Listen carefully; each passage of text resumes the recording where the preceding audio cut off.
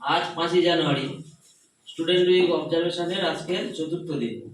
আজকে যে জিনিসটা সম্বন্ধে আমরা জানবো সেটা হচ্ছে সেফ ড্রাইভ সেভ লাইফ। আমরা বিভিন্ন জায়গায় যেতে গেলে আমাদের রাস্তা ব্যবহার করতে হয়, রাস্তা দিয়ে আমরা চলাফেরা করি। এবার সেইখানে আমরা কিভাবে থাকলে নিরাপদে যাতায়াত করতে পারবো সেইগুলো আমরা জানবো। যেমন তোমরা যখন রাস্তা দিয়ে হাঁটো কোন দিক ধরে হাঁটতে হবে? বাম দিক ধরে হাঁটতে হবে।